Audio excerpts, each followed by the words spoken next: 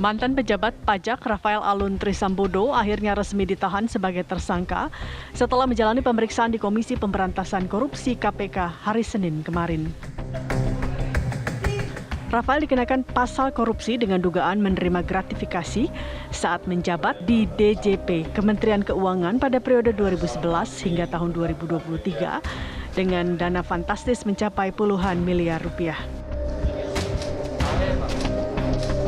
Sebelumnya, Pusat Pelaporan dan Analisis Transaksi Keuangan PPATK memblokir lebih dari 40 rekening milik mantan pejabat Ditjen Pajak, Rafael Alun Trisambodo dan keluarganya, serta pihak terkait.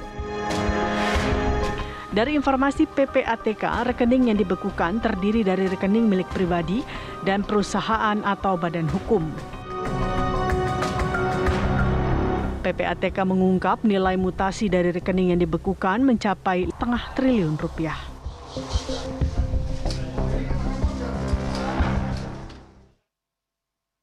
Ya, publik ini jadi bertanya-tanya, benarkah kasus Rafael Alun Trisambodo ini benar-benar menyeret nama-nama artis ibu kota? Ya, salah satunya berinisial R. Kita semua belum tahu ya siapa ini. Kita akan langsung berbincang dengan dua narasumber yang sudah bergabung bersama kami. Sudah ada Bang Iskandar Sitorus, Sekretaris Pendiri Indonesia Audit Watch. Assalamualaikum, selamat pagi Bang Iskandar. Selamat pagi. Sehat ya Bang? Alhamdulillah. Alhamdulillah. Kemudian kita juga sudah bergabung bersama Bang Ilham Bintang, wartawan senior. Selamat pagi Bang Ilham. Selamat pagi Mbak Rati, Mbak Gita, selamat pagi, Baik. Selamat berpuasa. Kalau puasa ya. Saya ke puasa, insya Allah. Saya ke Bang Ilham dulu deh Bang. Kalau melihat ini kan, udah ada beberapa nama yang akhirnya mencuat gitu ya. Nama-nama artis ibu kota. Memang benar nggak sih kalau yang Abang ketahui di dunia entertain itu marak hal-hal yang seperti ini Bang? Gini Mbak Rati, saya mau jelaskan dulu bahwa apa yang saya ikutin pernyataan Bung Iskandar itu, kalau menurut saya sebagai biasa bekerja sebagai wartawan, itu masih tuduhan tersembunyi gitu. Ya, dikenal dengan istilah insinuasi. Jadi itu cara orang menuduh secara tersembunyi supaya bisa terhindar dari tuntutan balik gitu. Nah, tetapi yang berbahaya adalah asosiasinya. Dia menyebut atribusinya itu mengarah kepada paling tidak orang tertentu gitu. Nah, itu yang pertama. Ini harus dipertanggungjawabkan oleh Bung Iskandar. Karena kalau dia meluas seperti itu menimbulkan bisa menimbulkan kegaduhan yang lebih luas lagi tanpa kemudian bisa masuk kepada topik sebenarnya, artinya menangkap orang pelakunya gitu. Nah, yang kedua, kalau Anda bicara tentang artis memang itu dalam tanda petik ya, Mbak Rati, memang orang yang paling menderita sebenarnya. Kenapa? Karena sejak dia declare bahwa dia seorang artis bermain film atau bermain sinetron, maka praktis sejak itu dia harus hidup menurut persangkaan publik. Nah, apa yang persangkaan publik yang paling dominan? Artis itu harus kaya raya, harus glamor dan sebagainya. Anda bayangkan kalau artis kemudian dipersangkakan demikian, maka si artis sendiri akan susah payah untuk bisa mencapai gambaran-gambaran yang menurut persangkaan publik. Itu sebabnya di masa lampau kita pernah mendapat terjadi tragedi artis sampai bunuh diri karena dia berutang gitu. Nah, fenomena berikutnya artis terlibat narkoba. Kenapa? Dia nggak kuat. Dia terpaksa mencari pelarian, tidak kuat menahan beban untuk dipersangkakan harus glamor, harus mobil Mercy, sebut merek ya, mobil supercar dan lain sebagainya. Dan sekarang ini kan luar biasa, private jet, dan makin banyak tampil di televisi, tambah lagi dengan era media, sosial media yang hampir tiap hari 24 jam mereka tampil, maka menjadi celah untuk peluang bagi para pelaku tindak pidana pencucian uang. Karena pelaku pencucian itu hanya akan mengejar target yang kelihatannya memang aktivitasnya, sehingga aktivitas itu berbanding lurus dengan rekeningnya, sehingga tidak akan dicurigai kalau dia memiliki harta banyak. Nah, zaman ini memang menjadi luar biasa karena pertama artisnya memang pada fitrahnya memang exhibition, pamer gitu, dan kemudian media sosial memang media pamer. Dan kemudian simbol-simbol keberhasilan itu melalui harta benda, simbol-simbol mobil mewah, supercar, rumah mewah, ratusan miliar, tas berjuta, ratusan juta dan sebagainya. Itu akan dimanfaat oleh pelaku pencucian uang. Karena dengan demikian akan tersamar itu penghasilannya. Padahal sebenarnya ini orang televisi juga ketik bahwa biarpun Anda tampil 24 jam di sebuah televisi, mustahil lah untuk bisa membiayai hidup dengan private jet segala macam. Masalahnya bagaimana menemukan itu? Saya kira Bung Iskandar tidak bisa dengan cara hanya seperti itu. Yang paling tepat ini solusinya petugas pajak yang harus mencocokkan tuh profil penghasilan yang bersangkutan dengan beban yang mereka citrakan selama ini sebagai orang yang paling berhasil, Bang Ilham, sukses, kita tangkap poinnya. Dengan atribut-atribution yang luar biasa, sekeluarga naik private jet, sekeluarga pergi luar negeri dan sebagainya itu. Bang Ilham, kita tangkap poinnya. Kita ngomong solusinya nanti, Bang Ilham. Kita fokus dulu kenapa kemudian artis ini menjadi tools, kurang lebih gitu ya. Tadi Bang Ilham menyampaikan perspektifnya bahwa persepsi kemewahan yang ingin dibangun lah ini kemudian menjadi pintu masuk kenapa pelaku-pelaku pencucian uang ini menjadikan artis sebagai target sasarannya. Saya mau ke Bang Iskandar kalau gitu. Tadi kan sebenarnya kemarin ya Anda mengatakan bahwa sebenarnya ini nggak cuman artis berinisial R saja sih. Anda mengatakan bahwa lebih, bahkan ada puluhan artis. Itu indikatornya dari mana? Data itu Anda miliki dari mana? Jadi percis indikator. Jadi begini Mbak, ini adalah dalam dunia pencucian uang hitam berubah ke ranah putih. Itu yang paling tepat mereka gunakan adalah orang-orang public figure. Tidak menimbulkan kecurigaan. Yang aktivitasnya kelihatan. Ya, jadi yang disebutkan Pak Ilham Bintang tadi benar. Mereka menempel di budaya-budaya untuk glamor itu. Nah, kalau umpamanya sebutan-sebutan inisial P, inisial R yang disebut Pak Ilham tadi, ini sudah terbantahkan oleh mereka sendiri. Karena apa? Sudah ada 2 inisial P membantah. Berarti sudah kelar, kita menyebut 1 kok. Yang kedua, yang R, ini nanti siang katanya akan ada membuat konferensi pers lagi. Jadi sebenarnya kita bukan menonjolkan dan menyasar ke karakter satu komunitas tertentu, apalagi satu individual. Bukan itu. Mereka ini sebenarnya lebih cenderung menjadi diperalat oleh para pencuci ini. Nah, itu makanya kita sebut ke teman-teman infotainment, tolong dong kalau bisa kita silaturahmi dengan P ini. Itu waktu yang pertama. Supaya apa? Kita membantu KPK, kalau di si P ini kita ketemukan, kita baca kontraknya. Korporasi apa yang berkontrak, siapa yang berkontrak, kita track nanti di perusahaan itu siapa saja, lalu terlihat konsolidasi perusahaan ini secara personal maupun korporasi. Oke, nah pertanyaan saya berikutnya begini Bang Iskandar, artis-artis yang Anda sebutkan ini memang artis-artis yang memiliki usaha sampingan atau seperti apa?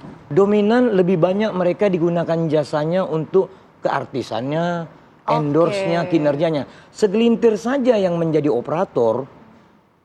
Jadi mereka ini pintar, dihilir dia dia citrakan sedemikian rupa supaya uang ini tidak terdeteksi. Coba kita bayangkan ya, hidup seperti yang dikatakan Pak Ilham, penghasilannya dari mana, pengeluarannya seperti apa. Nggak nemu. Gaya hidup tinggi yang disorot netizen. Untuk mengukur orang kaya, perusahaan yang berhasil, korporasi yang maksimal, uji saja pajak individunya, pajak orang dan atau pribadinya, lalu pajak perusahaannya, baru kalikan 20%. Oke. Bang, sebentar, sebelum kita sampai kepada siapanya ya, berarti artinya saya ingin penegasan, berarti artis-artis yang Anda maksud ini bukan artis-artis yang terlibat dalam tindak pidana utamanya, korupsi, gratifikasi, suapnya, kecil, tapi pencucian uangnya. Pencucian uangnya mereka, jadi mereka ini diperalat untuk modus-modus supaya sempurna, terlihat mulus begitu. Oke. Bang Iskandar, kalau ada nggak sih mungkin data yang dimiliki oleh Indonesia Audit Watch, bisnisnya seperti apa sih? Apakah bisnis properti kah atau bisnis restoran kah atau apa yang biasanya dilakukan si pelaku pencucian uang yang bekerja sama dengan artis-artis ini? Umumnya ini mereka akan cepat, ini ciri-cirinya, waktunya pendek, nggak bakalan dia lanjutkan tuh bisnis. Sudah itu performa awalnya itu wah. Kemudian tidak terdeteksi siapa pengguna bisnis ini.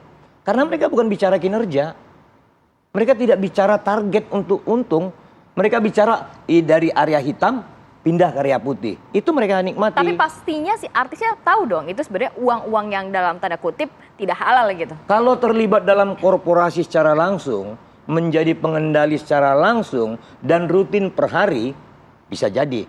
Namun kan banyak nama-nama ini, bahkan nama anak pejabat digunakan tidak terlibat. Jadi hanya sekali sign tanda tangan untuk Di awal berdiri aja. korporasi udah tuh dia nggak ngerti. Makanya kan kami sebut kemarin, pemimpin-pemimpin itu hentikanlah yang demikian. Baik itu di level bupati, wali kota, gubernur, menteri, bahkan ke Pak Presiden. Takutnya orang-orang jahat pemilik uang hitam, apapun dihalalkannya, risikonya kan di orang-orang baik ini. Oke, nah sebelum kita jeda singkat saja mungkin Ya. Bang Iskandar. Nanti kita soalnya di segmen berikutnya ada pembahasan lain.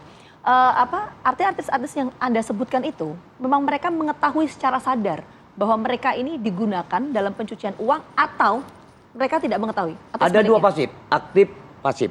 Oke. Itu standar. Nah, kami harap yang pasif itu menjadi sadar dan menjadi whistleblower di KPK-nya. Oke. Karena ada 4 kasus besar pajak sebelum Rafael disebut tersangka, sebelum apes, itu sudah ditangani KPK, namun belum dipercepat. 4 ini juga menyangkut artis-artis ibu kota. Itu kasus besar, nanti biasa dihilirnya dia. Baik, kita akan bahas lebih dalam ya, tapi tahan dulu Bang Iskandar dan juga Bang Ilham, kita akan kembali usai yang satu ini, tetap bersama kami. Baik, kembali lagi di Apa Kabar Indonesia Pagi. Saya mau ke Bang Ilham. Tadi sudah mendengarkan Bang Iskandar menjelaskan memang sudah ada klarifikasi juga dari nama-nama yang beredar begitu ya. Dari P sudah ada, R juga nanti katanya siang ini gitu ya. Tapi kalau Bang Ilham tahu nggak sih sebenarnya siapa-siapa saja yang dimaksud? Itu kan Bung Iskandar sudah melempar katakanlah tuduhan tersembunyi dan asosiasinya jelas sekali itu asosiatif. Orang-orang kita kenal semua. Tapi Bung Iskandar tadi kan tidak konsisten. Dia mengatakan bahwa orang yang dituduh itu sudah melakukan klarifikasi bantahan. Berarti nggak ada dong sama sekali sebenarnya. Itu yang pertama buat Iskandar. Jadi tapi saya ulangi lagi bahwa memang artis itu rentan untuk ditunggangi oleh tindak pelaku pencucian uang karena satu tadi sifat exhibitionnya itu loh, ya serba pamer. Terus kemudian kemajuan teknologi informasi yang memungkinkan apa saja you bisa sampai isi perut pun Anda bisa pamerkan di publik gitu. Ya. Nah, ini terbalik nih kalau pegawai negeri itu kan biasanya dia naik skuter tapi mobilnya di merchnya di rumah. Kalau artis bisa terbalik, ya dia memang nggak punya apa-apa gitu terus dia tapi pakai mobil, Show pakai off-nya luar biasa. bukan punya dia gitu. Itu yang saya anggap bahwa itu memungkinkan kayak artis yang tadi disebut juga oleh oleh Bung Iskandar kayak Kapstok gitu. Dia bisa dipasangin diletakkan baju mewah semacam apapun gitu. Ada yang sadar, ada sendiri yang menganggap itu adalah pengembangan dari bisnisnya.